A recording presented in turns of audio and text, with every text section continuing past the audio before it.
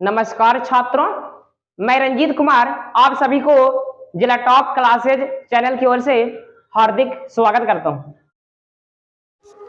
नमस्कार छात्रों, मैं रंजीत कुमार आप सभी को जिला टॉप क्लासेज चैनल की ओर से हार्दिक स्वागत करता हूं। छात्रों, आज मैं आप सभी के बीच लाया हूं संस्कृत में अनुवाद करने के लिए महत्वपूर्ण शब्दार्थ। ये सभी शब्दार्थ संस्कृत में अनुवाद करते समय बहुत काम आते हैं। आप लोग इसे अच्छी तरह याद कर लीजिएगा। देखिए, पहला प्रश्न है अस्ति। अस्ति का मतलब क्या होता है? तो अस्ति का मतलब होता है। अस्ति का प्रयोग एक वचन के लिए किया जाता है, जैसे यह एक घोड़ा है, यह एक हाथी है, वह राम है, वह श्याम है। ऐसा रहेगा तो अस्ति का प्रयोग होगा। दूसरा प्रश्न है शांति। दूसरा प्रश्न है शांति। तो शांति का मतलब होता है। बहुवचन के लिए इसका प्रयोग होता है, जैसे हम लोग लड़के हैं, वे लोग छात्र हैं। ऐसा रहेगा तो शांति का प्रयोग होगा। तीसरा प्रश्न है औसित। तीसरा प्रश्न है औसित। औसित का मतलब होता है था, थे, थी। जिसके लास्ट में था रहे, थी रहे या थे रहे, तो उसके लास्ट में क्या आएगा? औसित। जैसे में कालिदास कवियों में श्रेष्ठ थे, तो थे है तो इसमें क्या लाएगा? औसित। चौथा प्रश्न है चा। चा का मतलब होता है और। पांचवा प्रश्न है एव। एव का मतलब होता है ही। छठा प्रश्न है एकादा। एकादा, तो एकादा का मतलब होता है एक बार। सातवां प्रश्न है साह। सा और विसर्ग लगा हुआ है, तो विसर्ग को हम लोग हा बोलते हैं, तो लिखा हुआ है साह। साह का मतलब होता है ओवा। पुल्लिंग शब्द के लिए इसका प्रयोग किया जाता है, जैसे में वह राम है, वह श्याम है।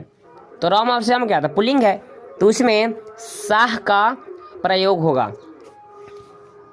फिर है आठवां प्रश्न सा।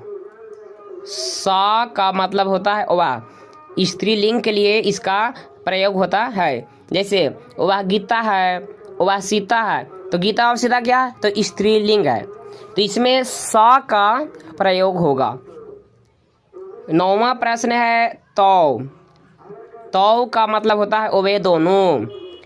10वां प्रश्न है ते। तो ते का मतलब होता है वे सब या वे लोग। 11वां प्रश्न है त्वम। त्वम का मतलब होता है तुम। 12वां प्रश्न है यू ओवाम।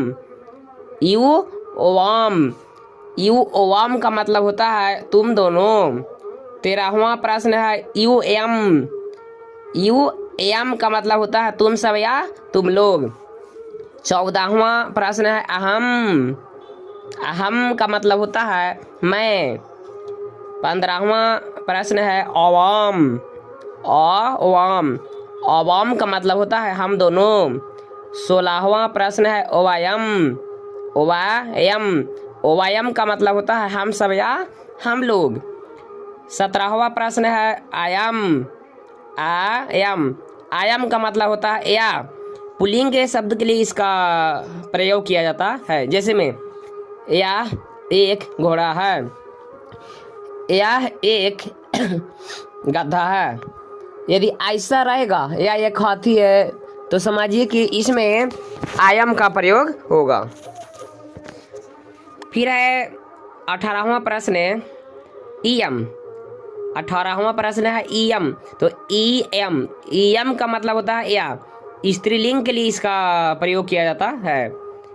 19वां प्रश्न है कह। कह। कह का मतलब होता है कौन। 20वां प्रश्न है कुत्र। कुत्र का मतलब होता है कहाँ। देखिए ये सभी जितना भी प्रश्न है, शब्दार्थ है, इम्पोर्टेंट है। अनुवाद करते समय ये सभी बहुत काम आता है। और मैं ऑडियो के साथ अपना यूट्यूब चैनल में डाल रहा हूँ। आप लोग इससे स्क्रीनशॉट करके या अपनी कॉपी में नोट करके याद कर सकते हैं। अब मैं अगला वीडियो में मिलूँगा। Thank you.